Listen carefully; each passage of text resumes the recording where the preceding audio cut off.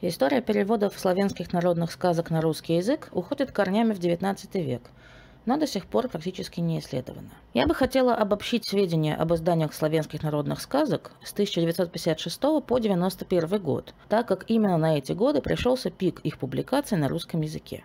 Издание славянских народных сказок, как и славянской художественной литературы на русском языке, приобрело систематический характер лишь после Второй мировой войны, когда Югославия пошла по социалистическому пути развития и было частью общего процесса популяризации в СССР литературы и культуры народов социалистических стран, в том числе Югославии. Важнейшую роль в области художественного перевода сыграло также развитие славистики, фактически возрожденной в годы войны. Открылась кафедра славянской филологии на филфаке МГУ, в 1947 году был создан Институт славяноведения и балканистики, и это создало базу для серьезного изучения славянского фольклора и обстоятельного подхода к его изданию в СССР. До революции был создан небольшой корпус переводов сказок югославянских народов. В советский период он не переиздавался. Традиция перевода и публикации югославских народных сказок фактически создавалась заново. В межвоенные годы их издание было редкостью. В 1923 году вышел сборник сказки южных славян в переводе Лавягина под редакцией Горлина, а в 1924 году сербская сказка «Волк с железной головой». После войны первой ласточкой стал небольшой сборник славянских сказок «Летучий корабль», включающий и одну сербскую сказку. Однако славянские сказки в этих сборниках отсутствуют. Славянские сказки появляются в советских изданиях только после завершения советско-югославского конфликта 1948-1953 годов и восстановления отношений с Югославией в 1955, когда крепнут межкультурные и межлитературные связи, печатаются на русском языке произведения югославских писателей, в том числе предназначенные для детей, и фольклорные произведения югославянских народов. Славянские народные сказки регулярно публикуются на русском языке, начиная с 1956 года, и включаются во все сборники славянских сказок. С 1956 года, по конец советской эпохи, на русском языке выходит 5 сборников славянских сказок и 7 сборников сказок народов Югославии. И на частоту публикации не влияют ни осложнения советско-югославских отношений во время венгерского кризиса, ни осложнения во время событий в Чехословакии.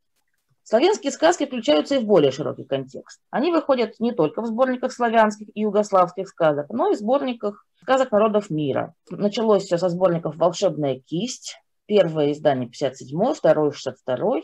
В 1989 году сборник был переиздан под названием «Пять добрых друзей» в Перми. Славянские сказки входят в серию «Библиотека мировой литературы для детей». Это 50-томник, очень желанный родителями советской эпохи.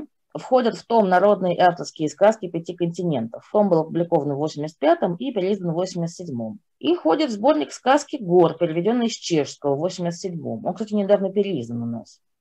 Они входят в знаменитый 10-томник «Сказки народов мира», вышедший в 1988 году, а также скромно изданный сборничек «Сказки народов Европы», 90-й год, уже на излете советской эпохи. Издания, включающие славянские народные сказки и произведения славянской детской литературы, выходят так часто, что самая долгая пауза между ними составляет 3 года. Эта пауза была в середине 60-х. Я думаю, она ничем не обусловлена. Над первыми сборниками сказок народов Югославии работают известные ученые-слависты и глубокие знатоки фольклора этой страны. Вот, посмотрите, Николай Иванович Кравцов, редактор и составитель сборника «Девушка-лебедь». А автор предисловия к сказкам народов Югославии 1962 года Илья Николаевич Глянищев-Кутузов, ученый с мировым именем, поэт, переводчик, принимавший непосредственное участие в собирании фольклора в Югославии. Основной корпус славянских сказок, переведенных на русский язык и многократно издаваемых, формируется с 1956 по 1962 год. Причем переводы выполнены с сербского языка, потому что переводчиков с сознанием славянского языка в СССР в те годы практически нет. Славянистика как специальность появляется в МГУ только в 1969 году. Над переводами славянских сказок работали молодые сербокроатистки, выпускницы нашего славянского отделения филфака МГУ, переводчицы Татьяна Верта и Ирина Макаровская. Славянские сказки в их переводах переиздаются на протяжении всей советской эпохи и продолжают выходить в постсоветский период. Однако, как было свойственно вообще постсоветским ранним изданиям, фамилии переводчиц при этом указывались далеко не всегда. Да и в советскую эпоху тоже были накладки. Например, один сборник перевели Верта и Макаровская, а была указана в выходных данных только одна из переводчиц. Но в переизданиях сборника уже все было нормально. Последующие переводы славянских народных сказок на русский язык тоже выполнены с языка посредника. Таковы, например, переводы Арсеньева, Озеровой или Озеровой, не знаю, Жанова с болгарского языка в сборнике «Сказки славянских народов». Он вышел в 1969-м, был переиздан в 1977-м. Таковы переводы Рюриковой с чешского в сборнике «Сказки для царевны Несмеяны. Славянские сказки», который вышел в Праге в 1972 году. А в сборнике славянских сказок «Недалеко, не близко, ни высоко, ни низко» 1976 год, который составили и перевели детские писательницы и переводчицы Наталья Викторовна Гессе и Зоя Моисеевна Задунайская, вообще нет указаний на язык, с которого сделаны пересказы, или на использование подстрочника. Были также сборники, составители которых не сочли необходимым указать, какому югославянскому народу принадлежит та или иная сказка. Вот, например, «Славянские сказки» 1956 года. Раздел «Югославские сказки», который составила и перевела Цветинович Грюнберг, не содержит указаний, этот раздел, на язык оригинала и на народ, которому сказки принадлежат, увы. А в выходных данных сборника югославских народных сказок «Жар-птица», его составил известный сербский и хорватский детский писатель Григор Витас, отмечено лишь, что перевод выполнен с хорватско-сербского, в то время как помещенный в конце книги список сборников, из которых выбраны сказки для перевода, содержит 2 славянских пункта, то есть славянские сказки там точно есть. Оригинальную концепцию имеет сборник «Сказки гор», содержащий славянскую сказку о конюхе и девушке с ледяной горы. Сказки народов мира в нем сгруппированы не по странам или по народам, а по горным массивам. И славянская сказка указана, что относится к караванкам. Сборник был переиздан несколько лет назад, и там уже страны были проставлены как надо. До 1979 года славянские народные сказки на русском языке публикуются только в сборниках сказок, а отдельно не выходят. В югославских сборниках, то есть сборниках югославских сказок, они составляют скромный процент. И меньше места, чем славянским, уделено только македонским сказкам. А в изданиях с более широким территориальным охватом славянские сказки, как правило, образуют небольшой блок со сказками других народов Югославии, преимущественно сербскими. Отдельно печатным изданием славянские народные сказки не выходят на русском языке ни разу, между тем, как отдельным изданием публикуются сербские, черногорские, чешские, словацкие народные сказки. То есть фольклор многонациональных славянских государств отнюдь не воспринимался советскими издателями как однородное неделимое целое. Только в 1979 году славянские народные сказки появляются в советской детской периодике, благодаря инициативе Леонида Яхнина, который с 1971 года сделал очень много для популяризации в СССР югославского фольклора. В том числе он переводил малые жанры, детские песенки, заклички, загадки, колыбельные. И детские сказки, и поэзию югославских авторов тоже переводил очень много.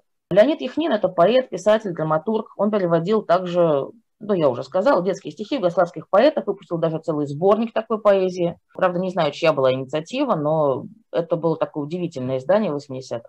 Так вот, в 1979 году Яхнин обращается к переводу славянских сказок и публикует в «Мурзилке» свой перевод сказки «Пшеница. Лучший цветок». Это первое издание славянской сказки в детской периодике. Позже эта сказка была включена в сборник славянских сказок «Девушка-лебедь» в 1981 году и выпущена в виде диафильма в 1986 году. В 1989 году в журнале «Колобок», помните, был такой журнал замечательный, у него еще было приложение в виде тоненьких голубых пластинок. На каждой стороне помещалась одна сказка или пара стихотворений. В 1989 году в журнале «Колобок» в пересказе Яхнина напечатана сказка-притча «Три сына» славянская. С тех пор она, к сожалению, не переиздавалась. Обращает на себя внимание отсутствие в советский период публикаций на русском языке многочисленных и своеобразных народных сказок словенцев, которые живут в долине Резия, в Италии, в автономной области Фриули, Венеция, Джулия. Почему я обращаю на них внимание? Потому что они очень популярны в Словении. Сказки резьянцев о животных, так называемые «Звериницы из Резия». В Словении они экранизированы в виде серии кукольных мультфильмов. Они издаются для детей в переводе на славянский до сих пор.